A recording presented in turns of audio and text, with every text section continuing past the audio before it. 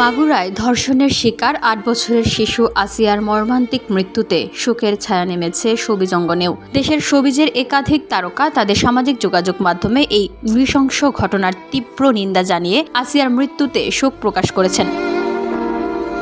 ছোট পর্দার অভিনেত্রী রুকাইয়া জাহান চমক ফেসবুকে লিখেছেন, আগামী ৩ দিনের মধ্যে আসিয়ার ধর্ষককে প্রকাশ্য দিবালোকে জনসম্মুখে ফাঁসি দেওয়া হোক। ধর্ষণের বিচারে দৃষ্টান্ত তৈরি করুক বাংলাদেশ। বসুন্ধরা, উত্তরা, বনশ্রী, কুড়িল ও বাড্ডা সহ রাজধানীর বিভিন্ন স্থানে অভিজাত ও অত্যাধুনিক মানের ফ্ল্যাট কেনার এক নির্ভরযোগ্য প্রতিষ্ঠান প্লেজেন্ট প্রপার্টিজ লিমিটেড। তাই আপনার স্বপ্নের আবাসনের জন্য আজই যোগাযোগ করুন। Pleasant properties limited, where destiny matches eventually.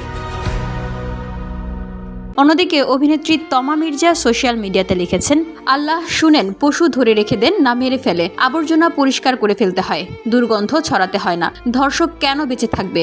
সাধারণ জনগণের কাছে দিয়ে দিন, কিন্তু বাঁচিয়ে রাখবেন না। অভিনেত্রী শিরিন শিলা লিখেছেন, আসিয়াকে যারা বাঁচতে দিল না তারা কেন বেঁচে আছে? এদিকে শাহনাজ খুশি লিখেছেন, এ শহরে আর কোনো কন্যার জন্ম না হোক, মাতৃহীন, ভগ্নীহীন, কন্যাহীন মরুভূমি হোক এদেশ, কুলাঙ্গারের আবাদ হোক।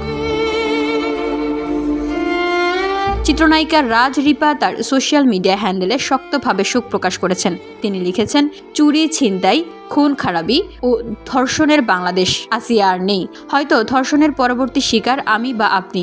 কোথায় এখন, কোথায় আপনারা? দেশের জনগণের নিরাপত্তা নিতে পারেন না, কিন্তু আন্দোলন করতে পারেন।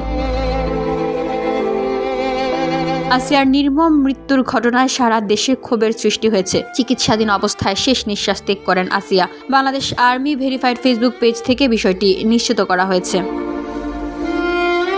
VOD Bangla news desk.